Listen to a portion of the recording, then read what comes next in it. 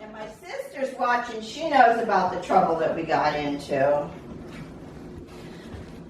This is the best double boiler. I'm not going to tell you to go out and get one because they're crazy expensive. But you want to use a double boiler for your chocolate so that water cannot get into it. There's nothing wrong with just putting one pot on top of another. Remember, it's the steam that heats up the part that your chocolate is in, not the water. So we're not, shouldn't be wet. Okay, right now we're making the rocher. So you can cleanse your palate.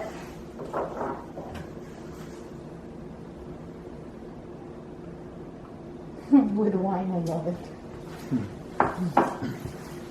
Starting fresh. The rocher is basically nuts and chocolate. Now the nuts, this is so fun. You have to use the slivered nuts. They're a little bit more expensive, but it does make a difference. So we start with the slivered almonds and experiment with other nuts. I haven't because I'm so happy with this. Take the slivered almonds and then we soak it in an orange liqueur. This happens to be an orange brandy from Israel. You can use Grand Marnier. You can use a nut flavor. You can use an almond flavor liqueur, whatever you want. But what you're going to do is put the liqueur into the nuts,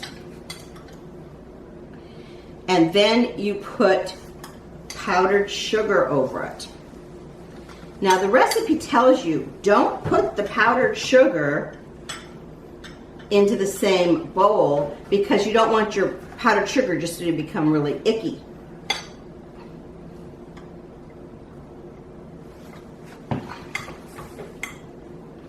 So you cover, the recipe tells you how much, powdered sugar over these wet, soggy nuts.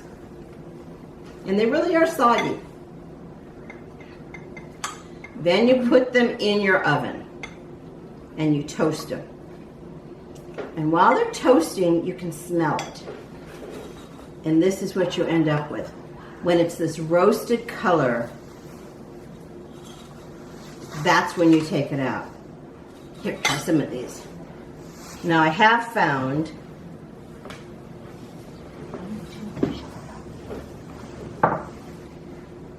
that people like just eating those nuts. They have a little bit of orange flavor. They're sweet and crunchy. Rocher is so easy. Take the nuts that have been roasted. You can hear, listen. Hear how crunchy that is? Now, if you look at your rocher, it's a really thin chocolate layer. My chocolate isn't quite that thin. So that's why the recipe tells you to add cocoa butter. Remember we talked about that? That's when you're hanging up the mass and it drips on through. Well, cocoa butter is expensive and it's difficult to get. So I came up with this. I have coconut oil at home. Only if you like the taste of coconut and if you're not allergic. You add coconut oil because coconut oil does harden. Right? So once you're done making it, it will become a hard chocolate. If you used butter, butter doesn't get quite this hard. And I would never use a vegetable shortening. And again, it doesn't get quite as hard. And you stir it up into your chocolate. The coconut oil melts at a lower temperature. Look how this changed.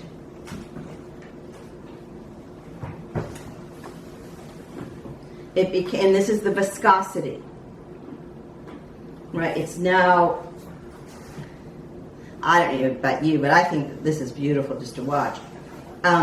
So it's now much easier to spread it on the chocolate. The recipe is very specific about how much to use. I find this to be a very forgiving recipe. You can have more chocolate, you can have less chocolate. You can have dark chocolate, you can have milk chocolate. You can combine your chocolates. In fact, all your little chocolate pieces that you have left, if you didn't finish them all, you can melt them and do this with it.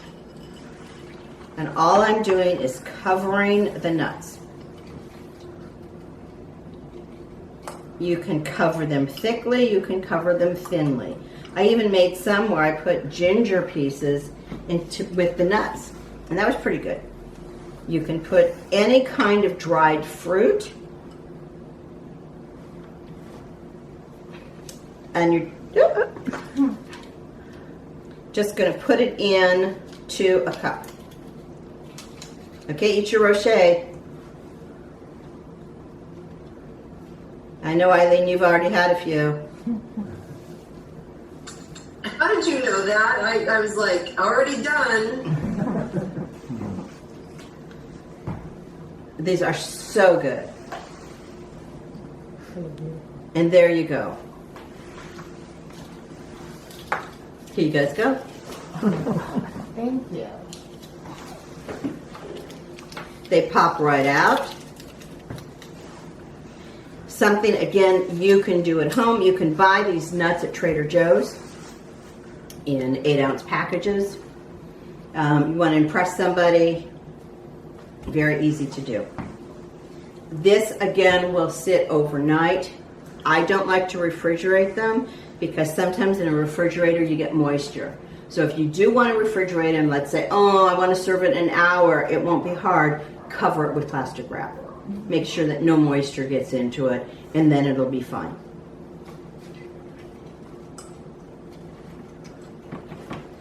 So now it's your turn to ask questions.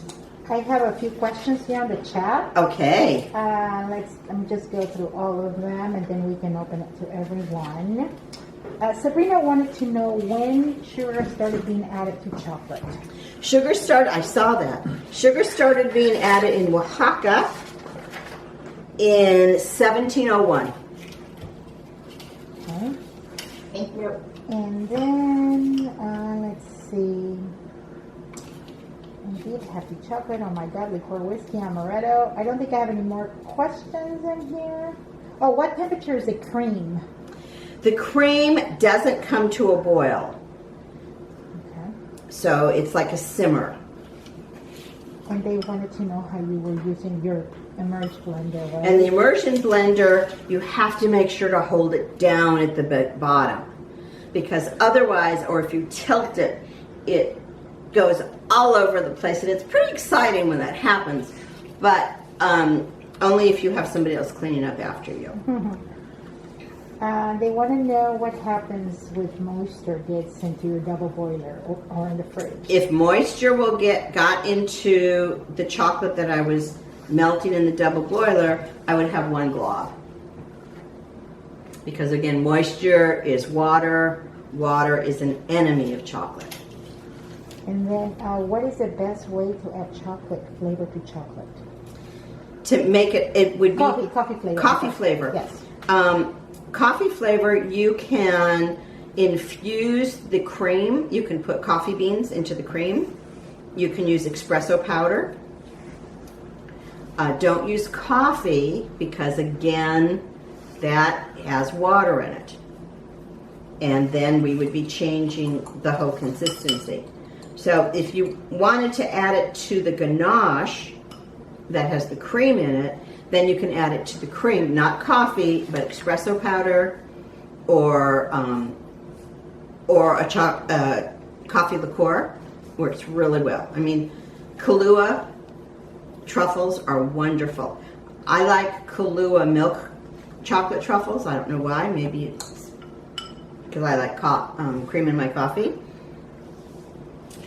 What is your favorite chocolate candy to eat and to make? I knew that question would come.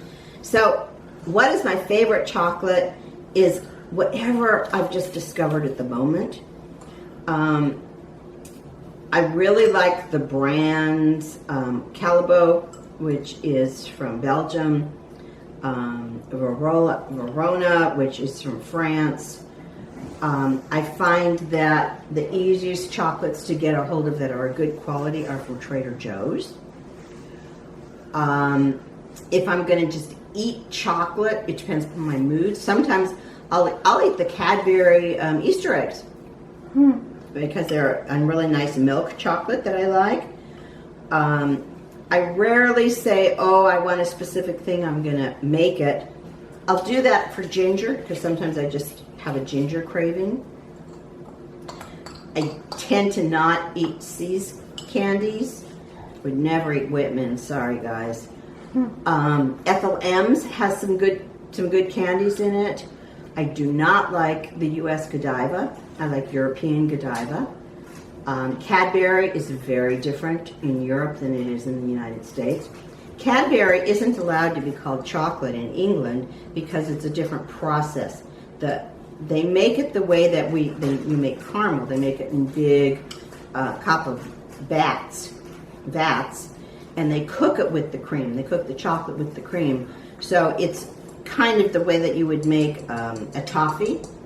And so they don't call it chocolate, and that's part of how they get it to be so creamy and good.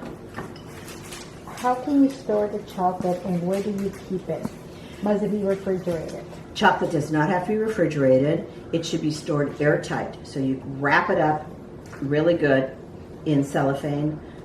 It needs to be stored somewhere where it's less than 80 degrees. So like don't put it in your garage. Because in San Diego, sometimes our garages can get too hot. So anywhere that you could store wine, you can store chocolate. But you want your chocolate to always be airtight when you store it. If it has nuts in it, it will go bad. Nuts themselves have oil in it, and the oils go bad. And I don't know how they do it. It's going to take a scientist. But if you've got something with nuts and you open it up 6 months later, you'll have bugs in it. Even though it was a closed box and even though it was wrapped up. I've been told that there's larvae in the nuts themselves. That's why, well, not that, but I always toast my nuts before I use them for any reason. It also brings up the oils of the nuts and the flavors.